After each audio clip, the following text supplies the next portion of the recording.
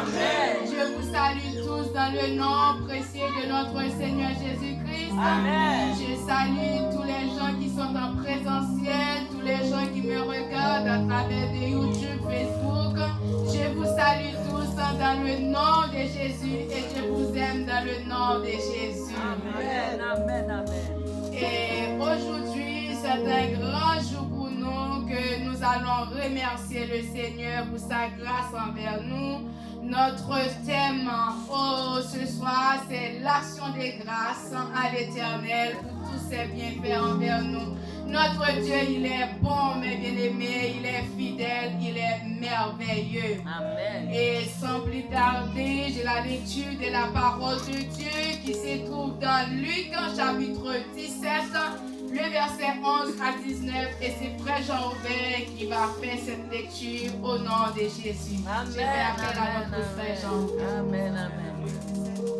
Luc 17, le verset 11 à 19. La paix de Dieu soit avec vous tous. Amen. La paix de Dieu soit avec vous tous. Amen. Je vous sens très froid. Amen. Amen. Amen. Amen. Non. Donc l'assemblée est priée de se mettre debout pour recevoir la parole de Dieu. Amen. Alors je disais pour vous dans Luc chapitre 17 verset 11 à 19. Jésus se rendant à Jérusalem passait entre la Samarie et la Galilée. Comme il entrait dans le village, Dieu hébreu vint à sa rencontre. Se tenant à distance, il élève la voix et dit: Jésus, Maître, aie pitié de nous. Dès qu'il les eut vus, il leur dit: Allez vous montrer au sacrificateur.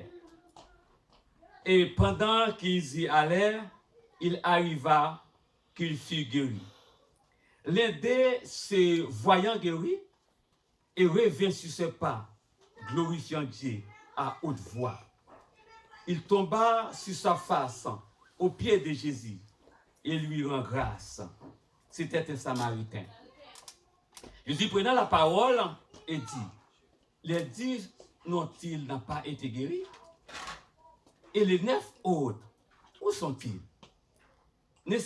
Ils trouvent que cet étranger pourrait venir et donner gloire à Dieu. Jésus lui dit: lève-toi, va, ta foi t'a sauvé. Parole du Seigneur. Amen. Amen. Merci, Frère Jean-Aubert. Alléluia. Amen. Je ne me sens pas aujourd'hui, mes frères et sœurs. Je ne sais pas ce qui s'est passé. Est-ce que vous ressentez trop la fête ou pas? Je ne sais pas, mais je ressentais que vous êtes vraiment pas... Oui, très fort. Voilà, je remercie le Seigneur pour Pasteur Josué qui a choisi ces sujets d'action des grâces à l'Éternel. Et je vous remercie infiniment, Pasteur Josué, de me faire cette grâce que vous m'avez choisi d'apporter la parole de Dieu. Je vous remercie infiniment. Et sans plus tarder, je vais dire quelques mots concernant l'action des grâces. L'expression d'action des grâces vient du mot hébreu shelem, qui signifie offrande de paix, récompense, sacrifice pour une alliance avec Dieu. C'est un sacrifice volontairement de remercier Dieu pour sa grâce. On peut dire aussi la grâce en hébreu, c'est hesed, qui signifie l'amour constant, bonté et souvent associé à l'alliance.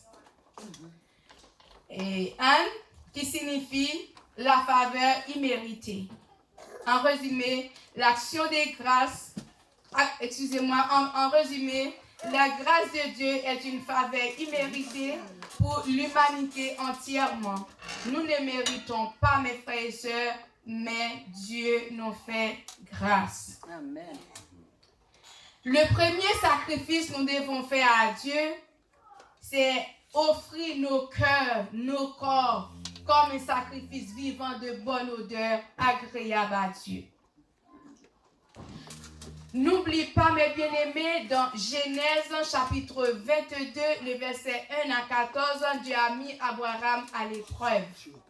C'est pour cela que je vous dis, le premier sacrifice que vous devez faire, c'est offrir votre corps, votre cœur, votre âme. Toutes vous êtes entre les mains du Seigneur parce que Dieu a mis Abraham à l'épreuve. Et vous connaissez bien cette histoire. Il lui dit, Abraham, celui-ci répondit, me voici. Dieu dit à Abraham, prends ton fils, ton unique, celui que tu aimes, Isaac, va au pays de Moria et là tu offriras un holocauste sur la montagne que je t'indiquerai. Et vous savez, mes bien-aimés, Abraham n'hésitait pas d'accomplir cette tâche que Dieu lui avait demandé de faire. Deuxième sacrifice, dans Exode chapitre 24, Dieu a dit, tu m'élèveras un autel de terre sur lequel tu offriras les holocaustes et les sacrifices d'action de grâce, tes brebis et tes bœufs. Partout je rappellerai mon nom, je viendrai à toi et je te bénirai. Cette expression de l'action de grâce, mes bien-aimés, c'est vraiment un sacrifice que tout le monde, tous les enfants de Dieu, même pour ceux qui ne connaissent pas Dieu, pour la respiration que Dieu nous a donnée, nous devons les remercier, mes bien-aimés. Quitte vous étiez chrétien ou païen, quel que soit, peu importe votre religion, ce n'est pas une question de religion, mais c'est une question de remercier Dieu pour sa grâce envers nous, pour ses offerts, pour ses bienfaits dans la vie de chacun de nous. Cette expression qui est au fil du temps appris, la seule signification de remercier le Seigneur était auparavant accompagnée d'une offrande. C'est pourquoi il convient de restituer ce qui fait la force d'une action de grâce. Dimanche, j'étais là, j'ai vu Pasteur José Okende faire un petit sourire, que je lui posais la question pour merci d'effet. Pourquoi l'action de grâce? Est-ce que si je parle d'argent, il faut que je ne peux pas faire l'action de grâce? Ben oui, il m'a répondu que vous devez remercier le Seigneur, mais ce n'est pas l'action de grâce. Effectivement, mes frères et sœurs, quand on fait l'action de grâce, ça doit accompagner avec une offrande. Je ne sais pas quelle offrande que vous allez faire. Et comme nous vivons dans un pays que nous n'avons pas de jardin, nous n'avons pas d'élevage ou apporter des bœufs, des brebis et tout. Mais vous pouvez apporter une enveloppe à la maison de Dieu. Ce n'est pas une enveloppe que vous prenez vite. Hein. Il faut mettre quelque chose de valeur pour remercier le Seigneur. Et quand j'ai lu ce passage-là, et je me rappelle, il y a un auteur qui a chanté un chant qui dit comme ça que et moi pas pour fruit Seigneur non rien qui pas vaut rien. Avait dit pas bail bon Dieu non un bagay qui pas vaut rien. Et hier dimanche Pasteur José avait dit que et vous devez offrir quelque chose de très important à l'Éternel, c'est celui qui devait vous faire mal. Et cet autel a chanté chant, il dit, m'pap chambay bon Dieu, non bagay qui pas rien. Ça me fait ressentir que si vous faites une action de grâce à l'Éternel, il faut donner quelque chose qui a de valeur avec Dieu, parce que Dieu nous a fait du bien, Dieu a fait quelque chose. Mais bien aimé, même si vous avez peut-être vous n'avez pas d'argent, mais votre consécration aussi avec Dieu, c'est une action de grâce. C'est une forme d'action de grâce. Vous pouvez dire que moi, j'étais malade, là où je suis, je ne travaille pas, où je vais trouver l'argent pour faire cette action de grâce. Mais Dieu le sait. Et bien, il a demandé à Abraham d'offrir ses l'unique fils, Isaac, en sacrifice. Qu'est-ce qu'Abraham a fait? Il a amené Isaac. Même comment je peux dire ça, les collaborateurs qui étaient avec lui, quand il arrive dans un endroit, il a dit restez là et j'arrive. Ce sacrifice a été trop grand, il ne voulait pas que les autres sachent ce qu'elle allait faire parce que c'est sa consécration, c'est son relation personnelle avec Dieu. eh ben, il a fait ça. Moi, j'allais dire, c'est trop dur pour moi. J'ai pas d'enfant, j'ai qu'un seul enfant. Je sais pas si j'allais faire un autre. Ah ben, je suis obligée de donner un sacrifice. Là où vous êtes, Dieu le sait. Même si vous ne travaillez pas, c'est Dieu qui sait comment vous allez faire cette action de grâce. Parce que plus que vous êtes encore vivant, vous avez le souffle de vie en vous. C'est une grâce. En ce moment que je parle, combien qui partent déjà pour l'éternité? Combien qui déjà voient le 24 décembre, mais à midi, ils sont déjà partis. Moi et vous qui sommes là, mes bien-aimés, est-ce que c'est parce que nous sommes bons, nous sommes agréables ou nous faisons quelque chose aux yeux de Dieu? Non, nous ne méritons pas ça tout simplement. C'est la grâce que Dieu nous fait. Et si vous voulez faire votre action de grâce avec Dieu, il faut que cette action de grâce vraiment accompagne quelque chose de valeur. Pendant ce temps que tu dis ça, c'est Lucie, tu prends ton enveloppe, même si tu ne sais pas qu'est-ce que tu allais mettre là-dedans, c'est toi qui prêches en bas Dieu pour voir, comme il a fait et pour Abraham. Oui, en ce mois de décembre, nous allons joindre nos paroles de remerciement aux actes. Les mots d'utiliser dans l'action de grâce ont tout le sens. Mais ce sont des actions que nous passons pour faire grandir la grâce de Dieu dans notre vie, pour faire grandir la faveur de Dieu dans notre vie, car nous ne méritons pas, mes bien-aimés, c'est la grâce que Dieu nous a faite.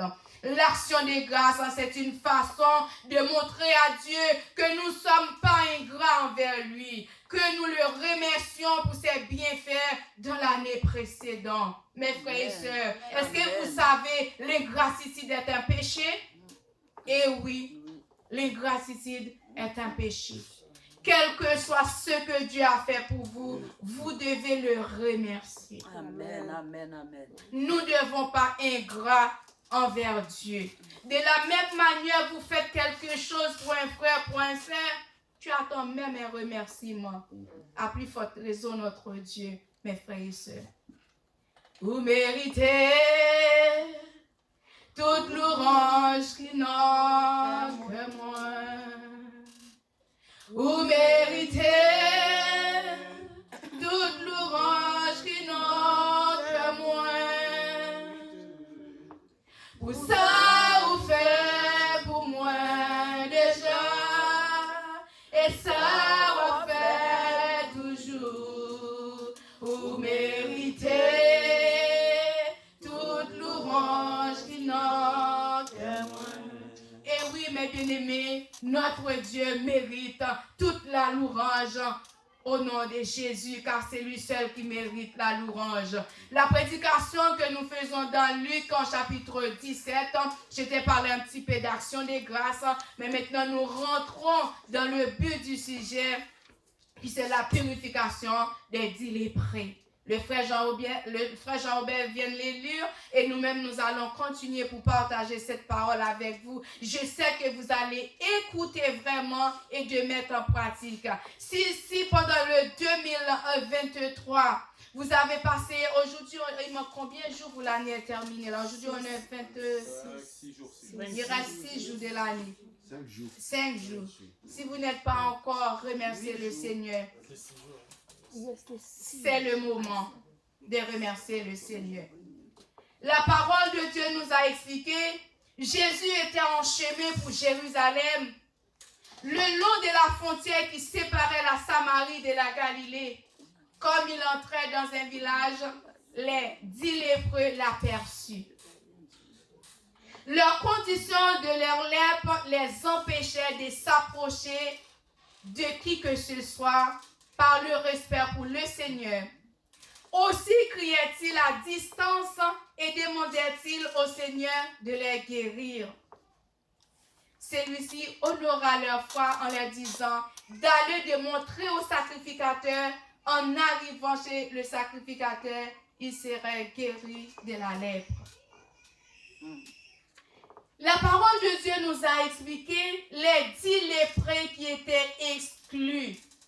Moi, quand j'ai regardé cette lépreux-là, il s'est tenu à distance pour crier au Seigneur. Moi, Lucie, je dis non, j'étais pas libre, puisque je savais que Dieu est un Dieu, il peut pas rattraper des maladies. Moi, quand je dis Dieu, je suis malade, je vais aller courir et dire, Dieu, guéris-moi. Non, les lépreux, par respect pour le Seigneur, ils se mettent à distance pour crier. Pour crier au secours, Dieu, guéris-moi. Pendant qu'il criait au secours, à distance là où il était, Dieu a répondu d'aller chez le sacrificateur. C'est lui qui va vous examiner.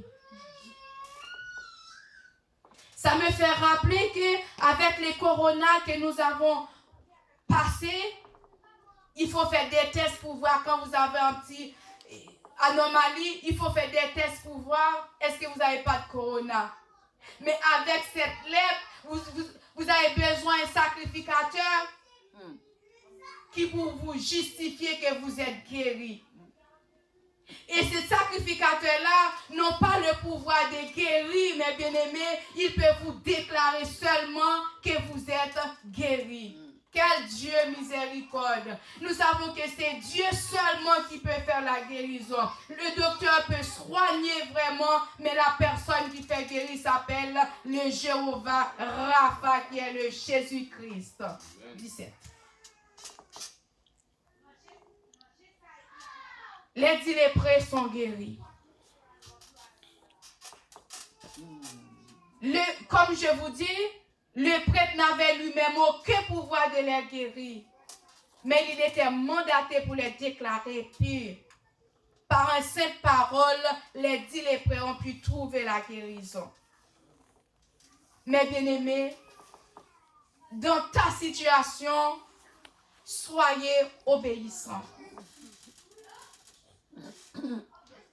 Soyez toujours obéissants à l'ordre du Seigneur. Dans ta souffrance, fais ce que Dieu t'a demandé de faire.